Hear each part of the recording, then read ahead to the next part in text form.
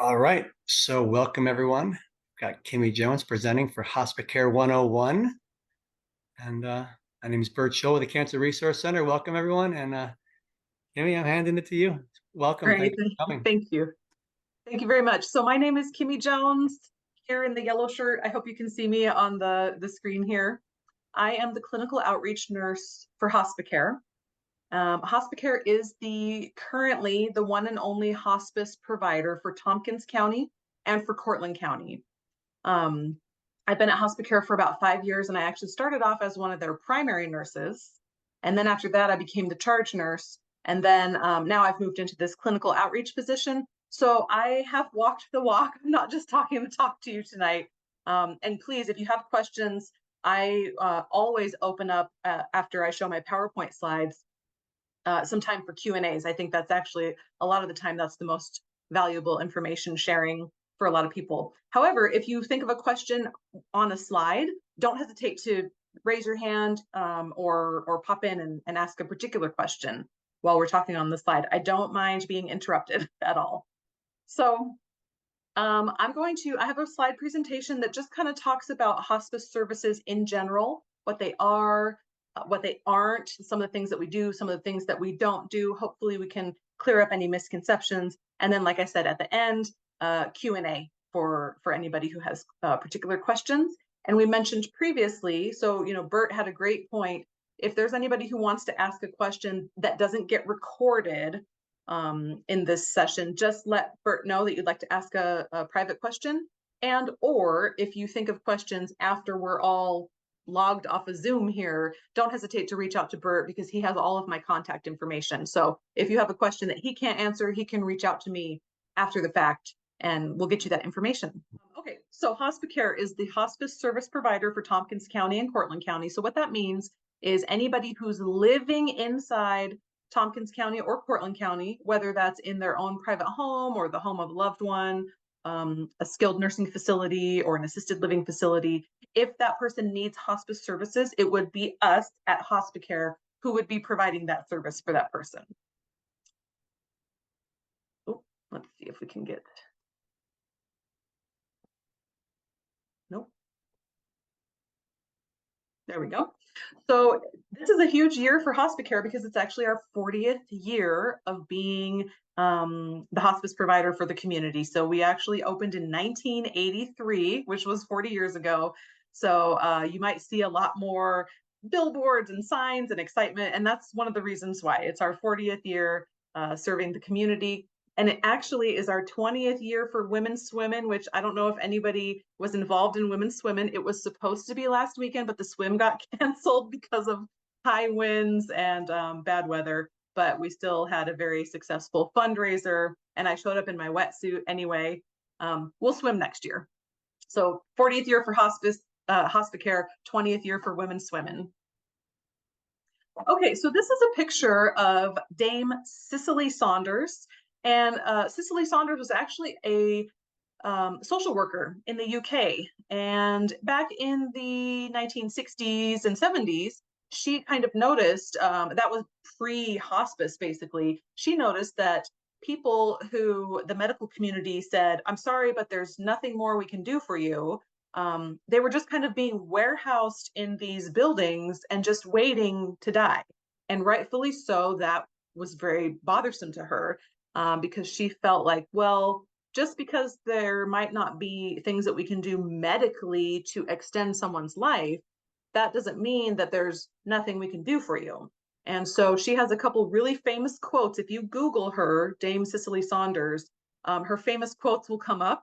One of them at the top here, you can see says, you matter because you are you, and you matter to the end of your life. So basically what she's saying is, you, because you are a human, you deserve dignity and respect all the way through the end of your life. You don't have to try to earn that you just, that's your right as a human. And then you'll see the second quote underneath that says, we will do all we can, not only to help you die peacefully, but also live until you die. That's a really famous quote, and you can see why. That is the hospice philosophy. And sometimes you'll see on Hospicare's posters or license plate frames that says it's about how you live, because we want people to live as much as they can until they die. So that is Cicely Saunders. She's the person who's credited with starting the modern hospice movement, like I mentioned, first in the UK, and then it caught on here in the United States, but not until about the 1980s, which, like you heard me say earlier, Hospicare started in 1983. So it's a fairly young philosophy of care. So today, Hospicare has two major programs. We have our hospice care, which you can see is this teal gray box here. And we also have a large grief support or bereavement program. I'm going to talk about both of those in depth in a few slides here. Sometimes we have been known to have an extra rectangle right here in which we have a palliative program. We currently don't have a palliative program up and running.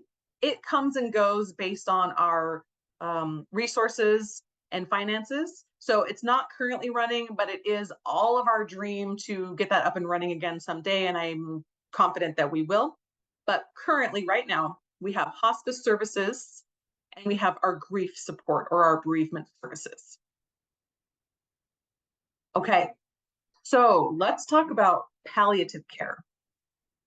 A lot of people, including doctors and medical professionals, use the word palliative care and hospice care interchangeably. And they are very similar, and I understand why people use them interchangeably, but they actually are different. There's some small nuanced differences, and I'm going to explain the differences.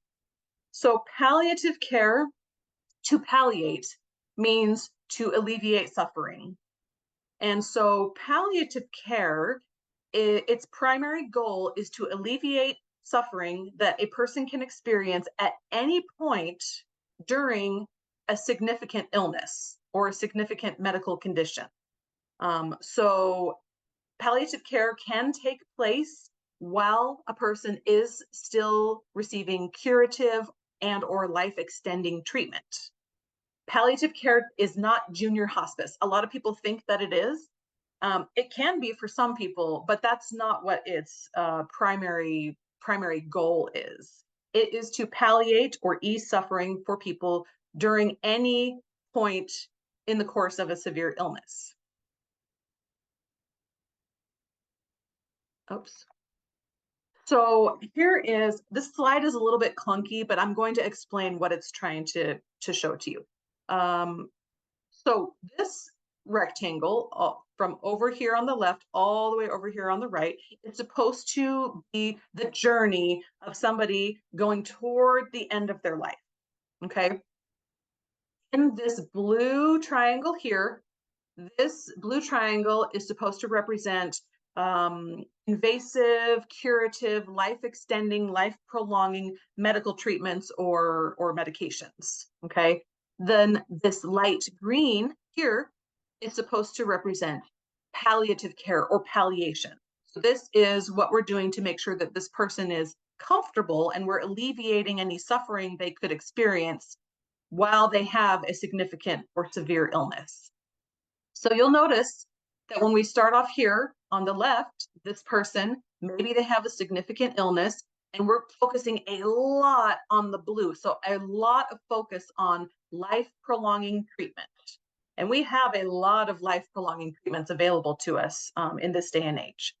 And then you'll notice that also we're doing a little bit of palliation. So we want to ease any kind of distressing symptoms this person could be experiencing during their illness.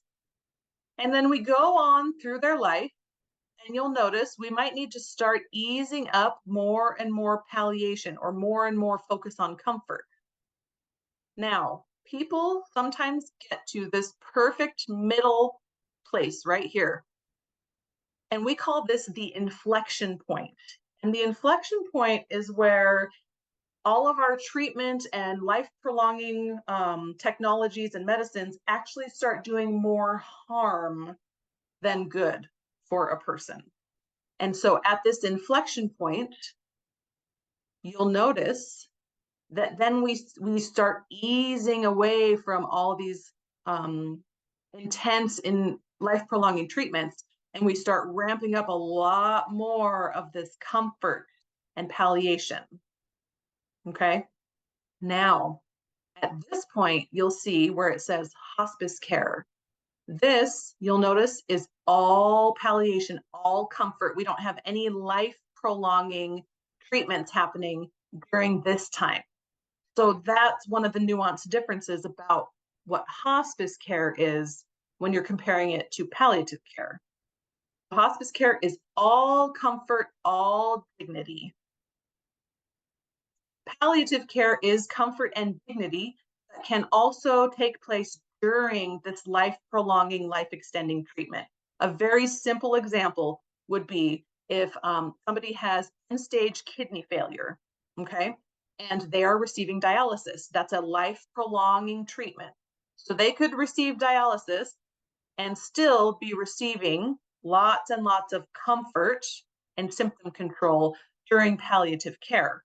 But if that person comes to a point where they say, I'm done, I don't want to go to dialysis anymore, it's too tiring, it takes too much out of me, I don't want to do that anymore, that would be an appropriate time then for us to do all comfort and for that person to possibly come onto hospice services. Okay, so that's just a simple example to use. So this person is now on hospice services. They're receiving all comfort, all dignity care. And then this line here is representing when that person dies. And then you'll see this triangle says bereavement. So we have a very robust bereavement program available for the loved ones of this person who was on hospice services. And I'm going to talk more in depth about the bereavement program in a few slides. Okay, so this is a really clunky slide, but that's what it's trying to illustrate for us. Any questions on that one? I know that's a lot to take in. Or you can think about it and we can talk at the end as well. Okay. So again, another clunky slide, but just trying to illustrate the point that hospice services is a small fraction of what palliative care is. But you can have palliative care and not be on hospice services either. Oh, okay. Oopsies, there we go. So now we're going to talk about, so we talked about what is palliative care. Now we're going to talk specifically about hospice care or hospice services. So hospice services are designated for people who meet very particular criteria. And the two main criteria is that people need to meet to be considered eligible for hospice is one, a person has to have some sort of a life-limiting illness or a life-limiting condition. And so, or you could call that a terminal illness. So they have to have some form of terminal illness, and two different doctors have to agree that this person has a terminal illness and that most likely this person has a life expectancy of 6 months or less. So two different doctors have to both agree, yes, we agree that we think this person has 6 months of life left to live or less. Okay, so that's the first qualifier. The second qualifier is that this person is not seeking any curative treatment or life extending treatment for whatever this terminal condition is. So previously I mentioned, oh, maybe somebody has end stage kidney failure and they've decided to stop dialysis, or they're not going to seek a kidney transplant. So that would be a very simple way to illustrate that that person might qualify for hospice services. Now, just because someone has a terminal illness does not mean that they are forced onto hospice services. We never ever do that. We might try to talk you into it if we feel like it's going to be something beneficial for you, but you have the right to say no. Nobody ever gets forced to come onto hospice services. It is a voluntary program. So what we do if somebody meets the criteria and then they consent to come onto hospice services, or maybe their healthcare proxy or medical power of attorney consents for them, what we do then is we have a holistic team that comes together to try to support that person's physical needs, but also social and spiritual needs as well. It's very holistic, and we try to make sure that we're keeping this person comfortable and dignified, not just physically, but obviously in all the other ways that you could be affected or your loved ones could be affected in the presence of a significant illness and end of life. So we focus on symptom and pain management. That's a huge part of what we do for people physically. So we are known as the experts in alleviating pain, nausea, difficulty breathing, anxiety, sleeping issues, things like that. But we also have a big team that comes to help support you in other ways. And I'm going to talk more about that in the next slide. Hospice services are a patient-centered approach. And what's nice about that and what that means is that the patients get to guide the ship, so to speak. So they can make choices about what they want to do or what they don't want to do. And as long as we've educated them about possible outcomes of different choices they can make, they're allowed to make those choices. Let me give you an example that will explain what I mean. So if I have a patient who has diabetes, and people with diabetes are constantly checking their blood sugar, they have to do that. And sometimes I'll have a patient that says, I am so tired of checking my blood pressure or my blood sugar. I don't want to do it anymore. I don't want to check my blood sugar anymore. And I want to eat ice cream for every single meal. Now, as long as I explain to that person what could happen if they stop checking their blood sugar and if they eat ice cream for every meal. So what could happen is their blood sugar could go really, really high, so high that it actually causes death, or the opposite scenario. It could happen. And as long as that person says, I understand what you've told me, and I still want to stop checking my blood sugar and eat ice cream for every meal, then I can say, okay, bon appetit, that's fine. So that's what the patient-centered approach means. We have a lot of flexibility for patients to be very autonomous and make a lot of their own decisions about what is happening to them and what kind of medicines they want to take or stop. So that's really freeing, I can tell you, as a nurse, because sometimes when you work in a hospital or other care scenarios, you don't quite feel like you have that much independence for your patients to make those choices. This particular person here was actually on hospice. This was when I was a primary nurse. So this was one of my beloved patients. And another example is that every Monday, his wife would take him to the library and he would pick out a book for that week, read it throughout the book, and then the next Monday he'd return it and pick out a new book. So I said, oh, wonderful, I will come visit you on Tuesdays. Okay, so we're trying to focus on this person's quality of life, the things they enjoy doing, which he very much enjoyed doing that. And we try not to interfere with that as much as possible.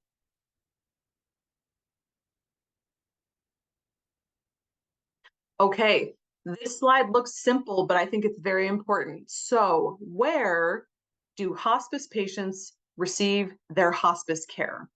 There is a 6-bed hospice residence in Ithaca. It's up on East King Hill. A lot of people are familiar with it.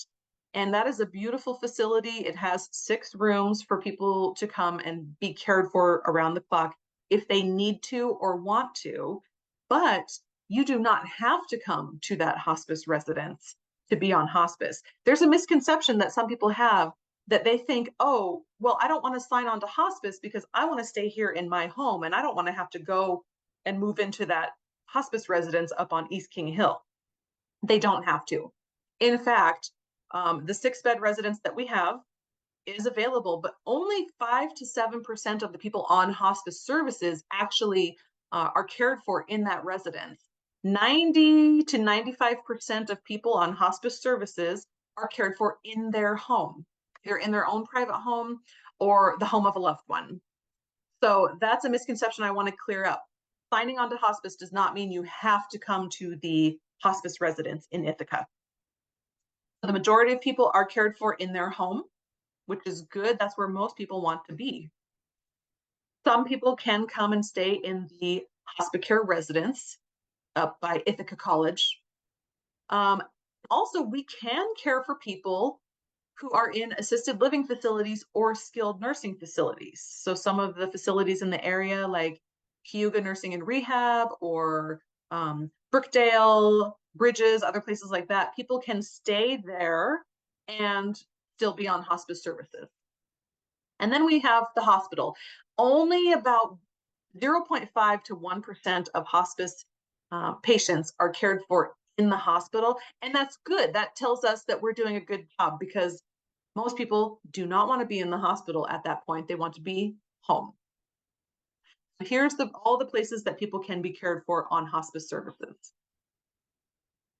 The Hospicare residence that's in Ithaca, for people who live in Cortland County, they can come and stay in that residence if they want to. And sometimes we even have people who come from out of county and they'll move into county and move into the residence as well. And we can arrange that in some cases as well. Okay, so this is what our holistic team looks like that come together to care for a person when they're on hospice services. So here we have our delighted hospice patient in the center. And these pictures are actually people that we've cared for. They gave consent for us to take their pictures when they were on hospice services. So our hospice patient is here in the center. And then we're going to start, actually, I'm going to start over here, one leaf to the left, and we'll go through the care team. So this leaf says primary physician. And the reason I start with this one, I wish it was here, is because there's another misconception people have. They think that signing on to hospice means they have to sign on with our hospice doctor. And we'd say, no, you don't have to do that. You can keep your primary physician. And in fact, we encourage that. We prefer that.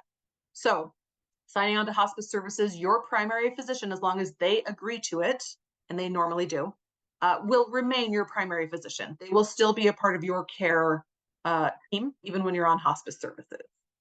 So primary physician is part of the care team.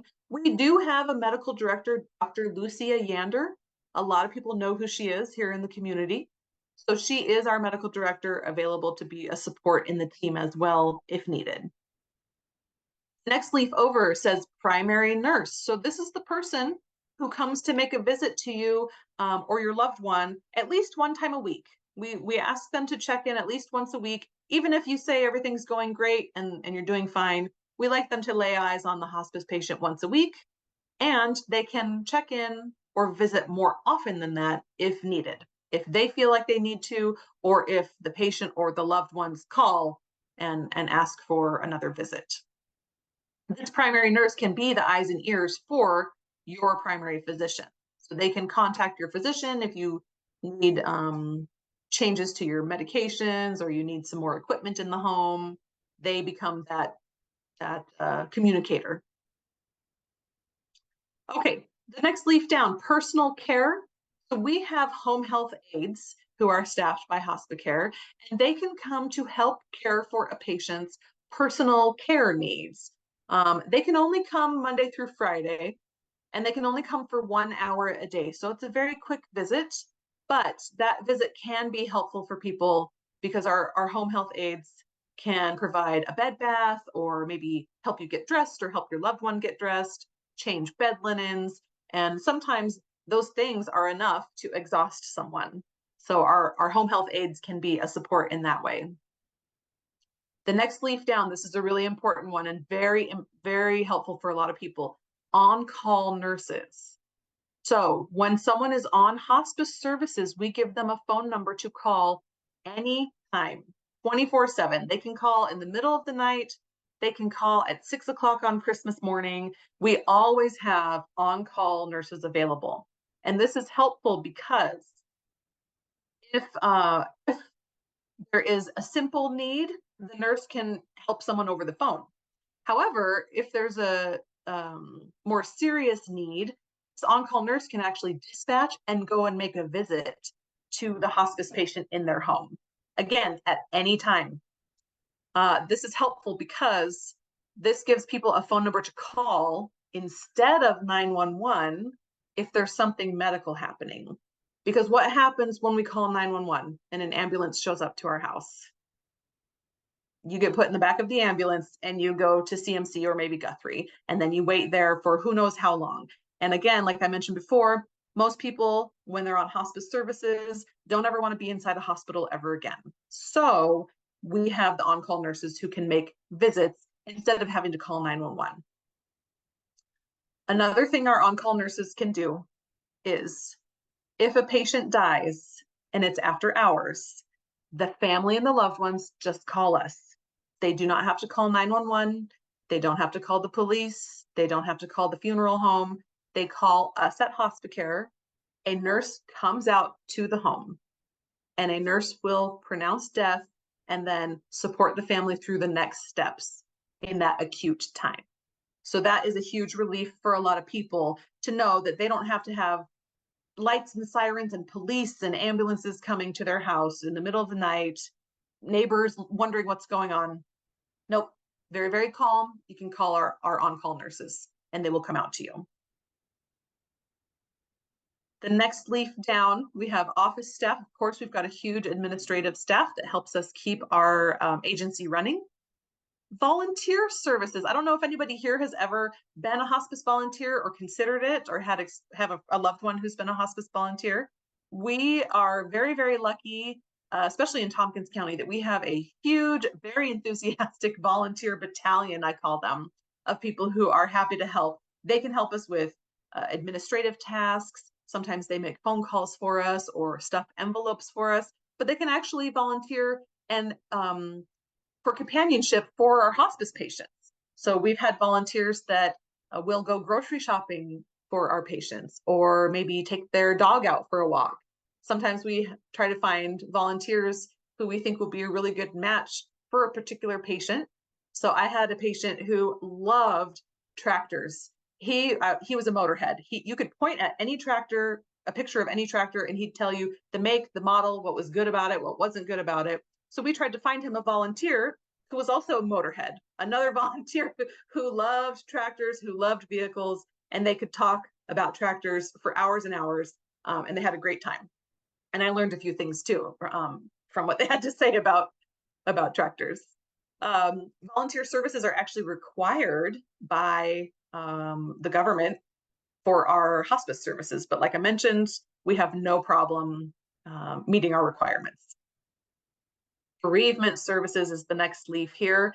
I'm going to talk much more about our bereavement services. It gets its own whole slide because it's a big program that we have. Spiritual care is the next leaf up. So we have spiritual care coordinators who are part of the hospice team. And historically, that person might have been called a chaplain, but we call them spiritual care coordinators. And they're available to support not only the hospice patient. Sorry, I keep losing my, here we go, my little arrow. They don't only help support the hospice patient, but they can be there as a form of support for loved ones of this person as well. Social workers who are available to help the patient and the patient's loved ones with things that I call paperwork type things. So maybe questions about advanced planning or questions about insurance, things like that. But a huge part of what our social workers do is they are a form of emotional support for the person who's on hospice and or that person's loved ones as well. And then you'll see we're back up to the primary physician. So this is a huge, look at all the people that are involved on this team that comes together to help support this person on hospice services. So earlier when I said it's a holistic team, this is what I meant. We try to make sure that we're addressing anything we can to make this person feel comfortable and dignified. Okay, anyone can make a referral to hospice services. A lot of people will wait for their doctor to bring up hospice services before they reach out or try to learn more about hospice. And doctors, they don't mean to do it, but doctors are notorious for sending people to hospice services far too late, far too late. Doctors a lot of times will send people within the last very short time of life. And we can certainly still provide services to that person, but that means that that person actually misses out on many, many of the benefits that we could help provide for months before then. So don't feel like if you have questions or you're thinking about it for yourself or for a loved one, don't feel like you have to wait for your doctor to bring it up before you're allowed to reach out to us or seek more information or maybe seek an evaluation for hospice services. And in fact, it's better when people do it themselves in most cases than when they wait for the doctor. Doctors do their best, but just unfortunately, they tend to send people to hospice services far too late. So anyone can make a referral. So what that means is you can call. You don't have to have MD or RN or anything behind your name. You can call Hospicare and say, I think I'd like some more information. My dad might be ready for hospice. And then we can say, oh, what's your dad's name? And who's his doctor? And we will reach out to your dad's doctor or to the person's doctor to ask for the order so we can officially go in and evaluate. So you can call anytime for anyone, or even if you simply just have some questions or want some more information. It's never too early to call. I wholeheartedly agree with this. We all agree with this. And in fact, if somebody happens to call us too early, meaning they call, we evaluate them or we evaluate their loved one and say, you know, you don't quite meet hospice qualifications at this time. We do not get upset about that. And in fact, we'd prefer that. We would prefer that we kind of have you on our radar ahead of time and that you get familiar with us so you can always call back if things change. So don't ever feel like you're going to get in trouble or anybody's going to be put out or upset if you call hospice services too early, or even if you just have some simple questions. You'll probably honestly get, they'll send you to my voicemail if you call. So it'll be me. Okay, we're getting to the end. Hang in there with me. How much does hospice services cost? This is the United States of America, and unfortunately, that's a great question and a very valid question. So the answer is that Medicare, Medicaid, and most private insurances have a hospice benefit. Medicare covers hospice services 100%. So what that means is if you have Medicare and you're on hospice services, you will never get a bill from Hospicare for our services. Okay, Medicaid, for the most part, covers hospice services 100%. Sometimes people have a Medicaid spend down. And then private insurance companies, sometimes they'll have a deductible or out-of-pocket max. And then after that's satisfied, they usually cover hospice services 100%. Now, if somebody doesn't have Medicare or Medicaid or private insurance and cannot pay for hospice services, we will still provide care for them. We would never turn someone away for lack of ability to pay. We do charity care. Hospicare is a nonprofit hospice provider. There's only, in the United States nowadays, only about 30% of the hospices are nonprofit. 70% plus are for-profit, and that's continuing to rise. But Hospicare is currently nonprofit. We've always been nonprofit, and that's really important to everybody that works there.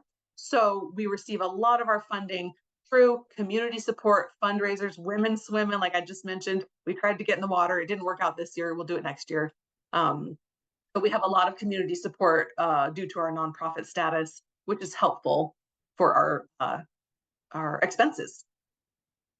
Now, what I do want to clarify is I mentioned that Medicare covers hospice services 100%, Medicaid usually, and private insurance usually.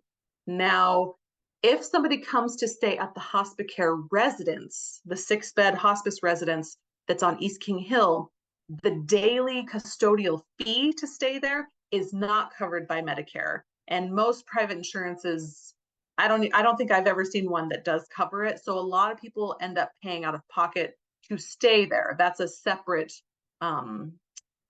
bill from the hospice services. So I would just want to make sure I clarify that, because for some people that can certainly be a challenge. Medicaid usually will cover the room and board for the hospice residents. Okay, this is Keisha Mason. She is the nursing director at Heart and Soul Hospice, which is in the South. And she has a great point here, which I've never thought of until I heard this quote. She says, you are entitled to unemployment, you are entitled to Social Security, and you are entitled to a hospice benefit. So what she's pointing out is that the hospice benefit is built into Medicare. It is a government program, and you are entitled to those benefits. You have been paying into Medicare. your entire working life and you don't even get a choice. They just take it from your paycheck. So you have already paid into this benefit and you are entitled to use that benefit when it's an appropriate time for you or your loved one. So Keisha Mason with an excellent point. Okay, so this is an interesting map. It's also a little sad. All right, I know everybody can point out New York on this map. And you'll notice that New York is pink along with two other states. And in New York State, we are used to being ahead of the curve for most things. But this map unfortunately shows us lagging far behind the curve. What this map is showing is out of anyone who has Medicare, what percentage of those people utilized hospice services? Okay, so the average was almost 51%. And this was from, I believe that this is actually from 2019, so it's a little bit outdated. But in 2019, almost 51% of people who had Medicare utilized hospice on average nationwide at some point. The darker the color blue, the higher the hospice utilization, and the pink is the lowest. So actually, New York State is on par with Wyoming and North Dakota for the lowest hospice utilization. There's probably several factors for that, but that's kind of shocking because, like I said, we're not used to being behind the curve. Okay, so at the time of this map, New York State was ranking 48 out of 50 states for the lowest hospice utilization. Since then, we've moved into last place. We are 50th out of 50 states for lowest hospice utilization. Now, where do a lot of people go when they get older or sicker? Where do they go from New York State? They go to Florida. Look how dark Florida is. Okay, so that could be one of the factors. There's multiple factors that are causing us to lag so far behind the rest of the nation in our hospice utilization. And that is why we are doing things like this presentation and trying to get that information out to people. Okay, our bereavement program. I promised that I was going to talk about this on its own slide, and here it is. So our bereavement or grief support is very robust. If a person has a loved one who was on Hospicare services, that person can get 13 months of one-on-one grief counseling, and this is free. We do not charge for this. You do not have to be a blood relative of the person who died on hospice services. That's why I use the term loved one. Okay, so if needed, we will provide 13 months of one-on-one grief counseling with our bereavement counselors for free. And 13 months seems like a little bit of a strange number. 12 months would make sense. A year, that seems like a pretty standard number, but we will provide bereavement support for 13 months. And the reason we do that is because we want this loved one to feel like they have grief support through the whole first year after their loved one has died. So through the first birthday, the first anniversary, the first Christmas, all those holidays. And then we want to also provide grief support through the anniversary of the death of their loved one. So that's why we provide the support for 13 months instead of 12. We also have support groups that are available for people in the community. And those support groups are sometimes focused support groups and other times just generalized support groups. We have all kinds of interesting workshops or expressive arts. So sometimes they'll go to a cool place in the area and hold a workshop at a space. I'll show you a picture on the next slide more about that.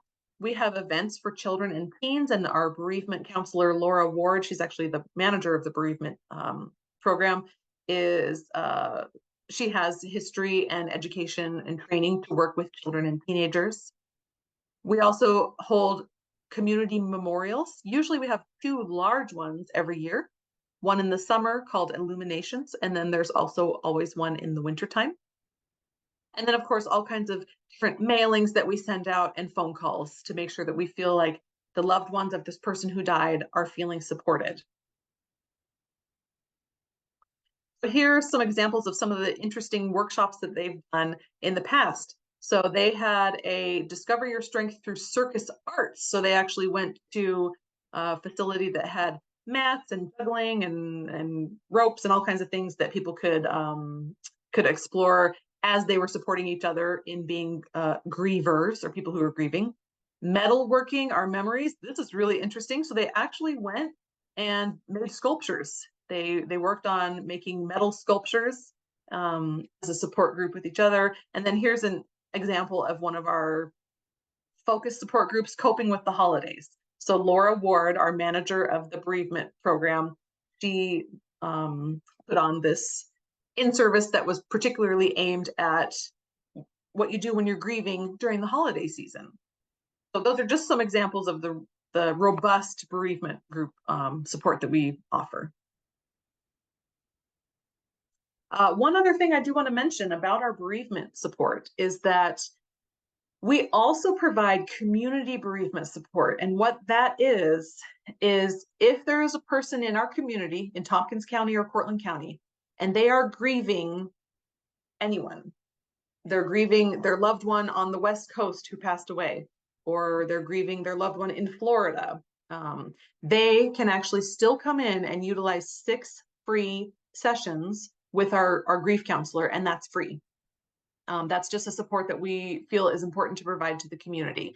So again, that you don't have to have had a loved one on Hospicare services to utilize those 6 free sessions.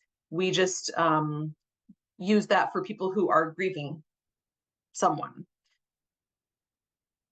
Okay, that is the end of my PowerPoint presentation. I know that's a lot to take in. So everyone take a deep breath, and I will stop sharing my screen and we'll go back to our, very good. So everyone took a deep breath? It's a lot. Okay. What questions or comments does anyone have? Or concerns or dreams or fears or anything?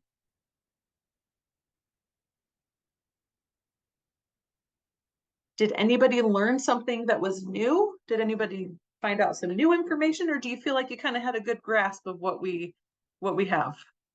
I mean, that's great if so. I'm happy to hear that.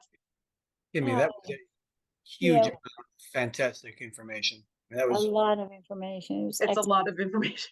It was wonderful information. I mean, all of it was really good. Great. I'm glad to hear that. I'm glad. I think it's really important for people. Ideally, I would love people to get all this information way before they ever even need to think about hospice services for themselves or a loved one, to have lots of time to process it and make a true informed decision when the time is appropriate for them or for their loved ones. I mean, I have some comments and thoughts, but I wanted all of you to go first. Dottie, go ahead. I wanted to compliment Kimmy on her presentation and her enthusiasm and her manner. You're very cheerful and positive, all good things. Thank you. That means a lot. I appreciate that. Thank you. Yeah, it's heavy information, but I really am so passionate about it. I've seen it do so much good for people. So I think that's where that enthusiasm for it comes through, which is kind of surprising sometimes when people are like, wait, you're a hospice nurse, but you're so happy, but I think it's because I've truly seen the good that it can bring to not just our patients, but their loved ones. That's a huge part of it. Thank you. It's a blessing. It's definitely a blessing. I'm glad you feel that way. Kimmy, my name is Sharon. I'm a social worker at the Falk Cancer Center in Elmira. If you guys don't do palliative services through Hospicare, do you have a palliative program in your area or no? As far as I know, that's a great question. And as far as I know, both Guthrie, Cortland Medical Center and CMC, Hugo Medical Center are both on the hunt. Maybe they've interviewed and they've gotten someone, but very recently they've both been holding interviews for a palliative provider. Okay. And looking to have at least that in the hospital. But as far as outside of the hospital, I don't believe that there is, and it probably would be us at Hospicare that would be the palliative provider. And again, it's on every single leadership meeting we have. It's on the agenda. We're trying to figure out a way to be able to provide that. But as far as I know, it's very limited, which is sad because it's really needed. I agree. Thank you. Yeah.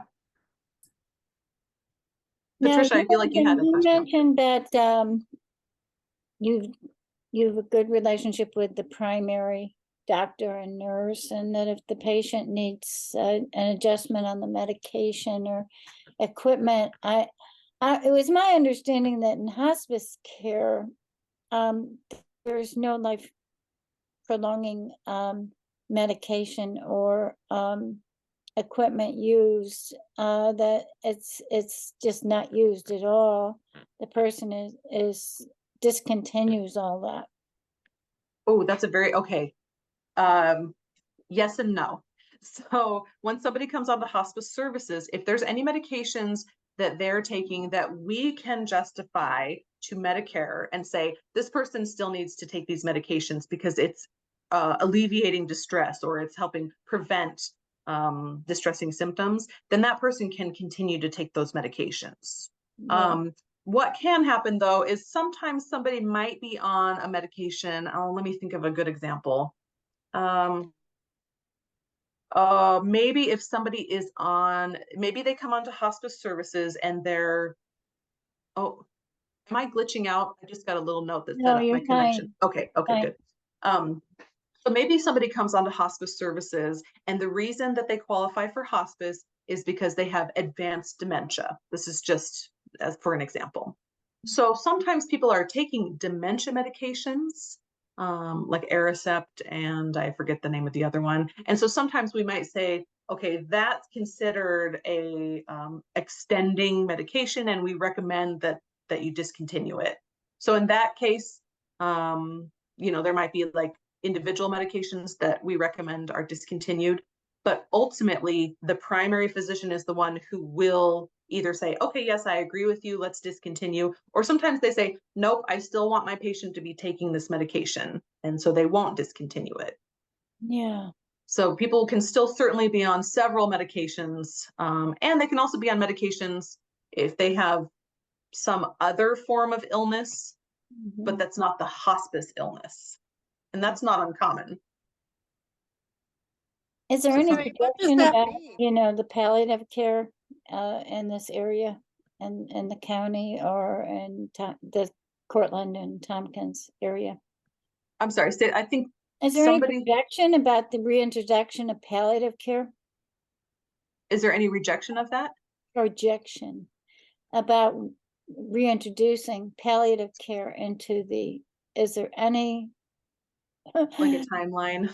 Yeah, like 5 years from now, maybe, do you have any kind of plan to? I don't. As far as Hospicare, I know that we talk, like I said, we talk about it at every meeting, and we're always trying to find a way to have a palliative program, but I don't have an estimated time of arrival, unfortunately, for it. As far as the hospitals are concerned, I know that they were at least last month holding interviews for palliative doctors. Is it a financial barrier? Is that one of the reasons that there isn't palliative available anymore? The doctors aren't, because I know my sister was on palliative in Onondaga County. And I looked around for help for her prior to her going on palliative, and people were saying she could go on palliative, but there aren't too many doctors that do it. That's what we're finding, at least in our practice, is that there's just a shortage of palliative doctors. Yeah. Yeah, unfortunately. Because every palliative doctor I have met has been an incredible, amazing person, and I really wish there were more of them. But it's a shortage, I believe, of the actual providers. Dottie, do you have a question? I knew you were going to say that. Now it's passed and I have no idea what it was. It had something to do with the medication versus stopping medication, but I don't remember exactly what it was. Sorry. I think I do remember. So I think you asked, oh, what does that mean? Yes, Right exactly. after I gave an example and said, oh, sometimes people can still take other medications if they're for something that's not related to why they're on hospice. That was So- what I didn't quite understand. Yes, and I'm glad that you spoke up because I have a good example. So let's go back. Let's revisit our person who's on hospice because they have end stage dementia. They have advanced dementia. Maybe that person also has high blood pressure. So they're taking medications for high blood pressure. That has nothing to do with their end stage dementia. So we don't even have to worry about, oh, is Medicare going to pay for this or who's going to be, we don't have to worry about it because it's not related. So something like that, if they have a medication that they take for their heart or for their blood pressure or something else that's not related to the reason why they qualify for hospice, they can continue taking it and we don't have to worry about it. They can also That choose makes to a lot stop of taking sense. it. Yeah, that makes more sense with the example. Otherwise, it would be kind of mind-boggling. Right, right. We do, though, we try to, when somebody comes onto hospice services, the nurse who goes out to your house will say, give me all your medications. I want to see every single thing that you take, and we write them all down. And usually we'll try to discontinue several if we can, just to alleviate what we call pill burden for that person. If we find some that we feel like you don't need to take anymore, we'll try to discontinue that. I can tell you secret information. The first medication we discontinue is anything for high cholesterol. We take that away right away. You don't need to take it anymore. We try to discontinue those high cholesterol meds. Yeah, those statins. Oh, The statins, yep. they don't Okay, why? have. Why? Because if we feel like somebody qualifies for hospice services, then that means two doctors agree that most likely this person has 6 months or left to live. So you don't care about your Statins cholesterol at that don't point. care. Quality Exactly. of life, yeah. Yeah. And Got it. statins, I mean, if we want to get really into the weeds, statins, their benefit is like several years in advance if you take them Yeah. for several years. So at that point, we say, don't worry about it. You can eat all the bacon you want, take the statin away. Enjoy your 6 months. Enjoy, yeah. And if you live beyond 6 months, I'm glad you mentioned that because that made me think of a point that I try to remember to make. So some people think, oh, well, what happens if you live beyond 6 months? And we don't just say, well, I'm so sorry, but it's been 6 months, so Out good you luck. go. We're signing you up. No, as long as we can prove to Medicare, which is our job to do, you don't need to worry about it. But as long as we can prove to Medicare that a person still meets hospice criteria, they can stay on well beyond 6 months, and that's fine. The picture of that gentleman that I said, oh, this person liked to go every Monday to the library. He was on hospice for 2 years. I mean, we can have people for well beyond 6 months.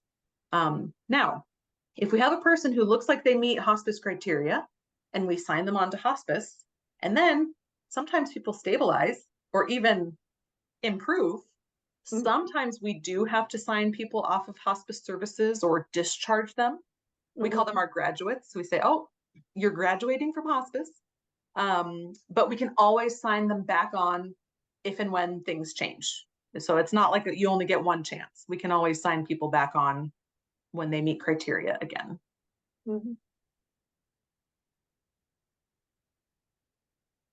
What else, Erica? Erica has a note in the chat. Oh, I was just curious, if I didn't want to hog the conversation. If someone's interested in volunteering but doesn't have any experience volunteering in a hospice setting, if you do any kind of training or who I should reach out to if I'm interested in helping, anything about volunteering. absolutely. You do not have to have any background in volunteering to be a hospice volunteer. What you can do is call the main hospice number and say, oh, I'm interested in volunteering. And they will send you to our volunteer manager. Her name is Wendy. She's worked at Hospicare for 20 plus years. And she has a robust volunteer training program that she puts people through. She's very, very good at it. So you can come in completely never having done volunteer work before, and she'll walk you through the training and then kind of find out what kind of volunteering you're interested in. Some people say, oh, I just want to work in the office, and that's great. We have plenty for them to do. Or they can actually volunteer with direct patient companionship as well. Great. So yeah, you just call the main hospice number and say, I'm interested in volunteering, and they'll take it from there. Great. Thank you. You're welcome. And I hope that you do. Dottie. Where are you located? Are your offices at that location where the rooms are, or somewhere else? Your offices, are they located? Did she Oops. freeze? The She position froze. froze for a moment. Hello, Kimmy. Oh, Kimmy's frozen. There, she's back. Hi, Kimmy. Kimmy's back. You're muted. Though. There I you could tell that I froze because you all froze, and that told me that I was frozen. I didn't hear what your question was. Where are we located? Yeah, your offices, and Erica asked about volunteering and meeting people, and are the offices in the same building as those rooms that you described? There are six rooms up on the hill near Ithaca College. Yes, so our Ithaca office is at the same building where we have the 6-bed residence up near Ithaca College. It's up by Sam Peterson, I think is the name of the furniture store, really close to there. So that's where our Ithaca office is, and then the 6-bed residence is connected in that same building. We also have an office space in Cortland. It's on Kennedy Parkway. That's yeah. where I live. Is that where you live? Okay, so we have an office space there. It's much less utilized. Sometimes our staff will go in and out of there, or once in a while we'll have meetings there, but the majority of the staff will be at the Ithaca location, which is on East King Hill.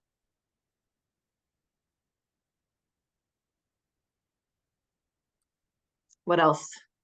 Kimmy, I wanted to say that just was one of the things I really liked was, let me look at my notes, is when you said that anyone can make a referral. Like Yes. that just struck me. I just got like people are thinking like, can we call hospice? Who do we call our doctor? Do we do this? You're like, no, you call the hospice number. How's that it? And you say that you or someone in your life would like to, I guess, apply for Hospicare? Yes, that's we're trying to get more people to do that, because when people call hospice either on their own behalf or for their loved one, we tend to be able to start providing service for them much sooner than if we wait for the doctor to refer. So yes, anybody can call hospice services, and you can call and say, oh, hi, I'm just calling because I think that I might need hospice. You don't even have to have the right question. It's the nicest people you've ever talked to on the phone, and they'll ask the questions they need to get from you about what it is that you're looking for, and then how to move forward.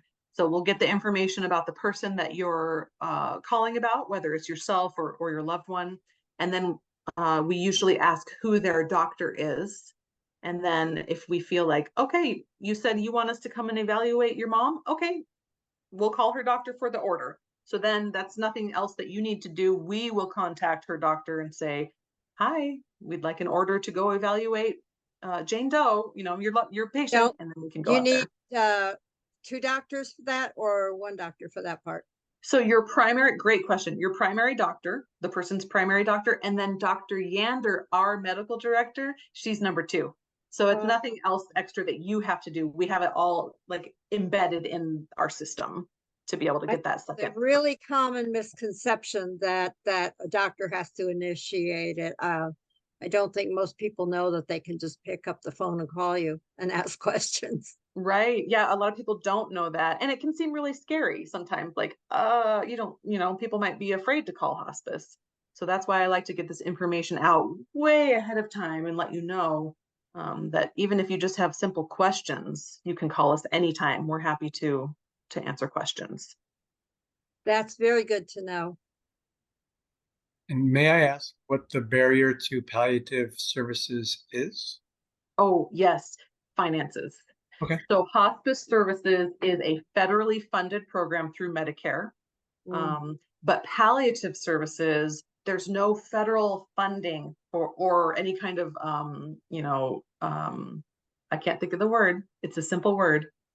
Any kind of like structured program for palliative care, whereas for hospice care, we have very particular guidelines and qualifications we all have to follow. So what happens is people can provide palliative care, but they have to find their own way to finance that.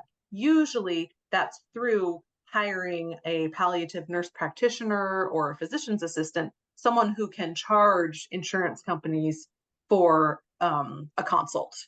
Yep, so it's finances, unfortunately. I wish that our government would just pay for palliative care, and I'm hoping that they will, start doing that soon, because it's such a benefit to helping keep people out of the hospital and all kinds of other ways that we can keep people healthier and decrease the cost as a whole. How long has Tompkins County been without palliative care? Did they make it through the pandemic at all? Yeah, they made it through about halfway through the pandemic. So I think it was about 2 years ago that we had a palliative care program. It was pretty simple though. We didn't have a lot of services. And then we just slowly, as people's palliation needs ended, they got better or they moved to hospice. We just didn't continue signing people on to the program. So we carried out everybody who we had on the program until they didn't need us anymore for whichever reason, but we weren't signing more people on. Yeah. Yeah. So I think it was 2021 that we. I'm glad we have hospicare, because at least at the very least, it's great that we still have that. I'm sure that had to be salvaged a little too, and all things considered, Oh, through COVID-19. Yeah, and just the times, there are fewer doctors available, really, and for the most part, doctors are retiring or dying off, themselves. Mhm. And staffing is a big problem. It And a lot of is a professions, challenge. medicine included. Yeah, it's a challenge across the board. But I feel very fortunate. Everybody at Hospicare feels so fortunate that we have such an amazing team, and that we have, through the support of the community as well, been able to stay afloat and Thank continue goodness providing we have services. you. Yeah, we feel the love. We do. Yeah, and we want to give it in return.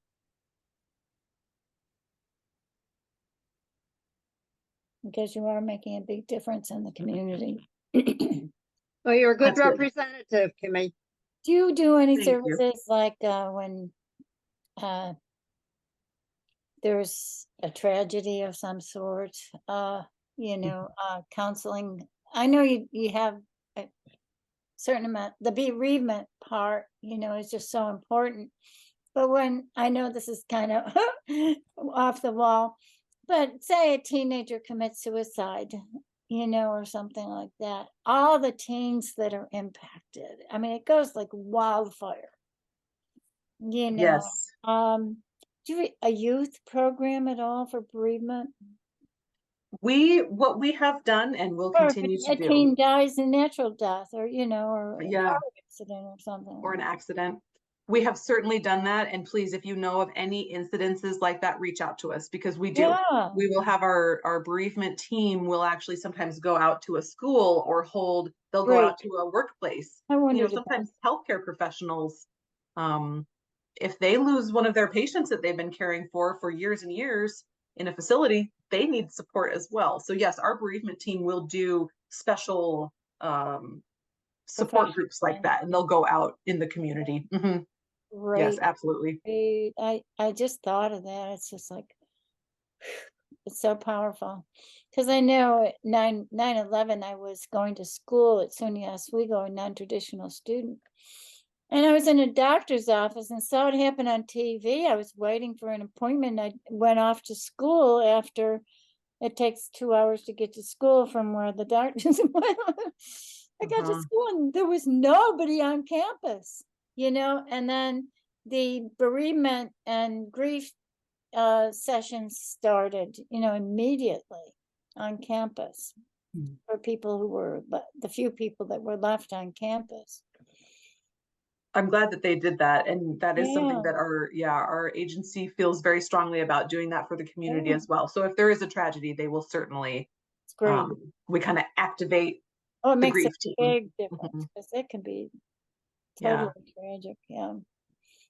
Not just for the family, but for everybody who had any contact with that person at all, Yes. Any kind of passing, even if it's with Hospicare, you know, a youth passing on is just, whew, can really do a lot of harm. Absolutely. I wanted to Yes. also check, did anyone have any questions that you wanted to ask offline that's not recorded?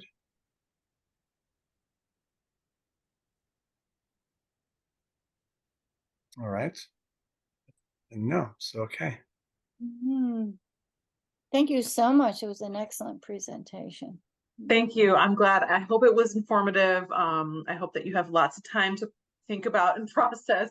And again, any questions that you think of after the fact, you can certainly let Bert know and he'll reach out to me, or just call Hospicare. Like I said, most likely they'll send you to my line and it'll be me talking to you. Even if it's just something simple that you say, oh, I forgot what you said about such and such. That's fine. Please call. We want everybody to have the info. What is your job, Kimmy?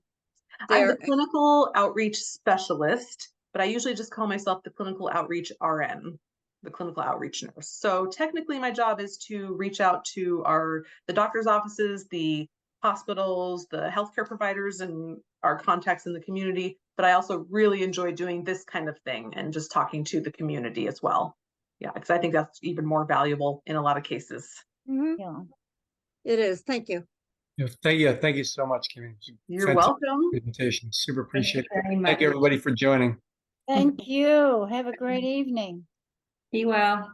Yeah, thanks. Everyone take care. Thank you for your time. Call Thank anytime, you okay? very much. Yes. Sometimes we end up with hugs. Can we give you a hug? Oh, Yes. yeah. Please do. Yes, please do. Thank you, Dottie. Thanks, Bert. Have a great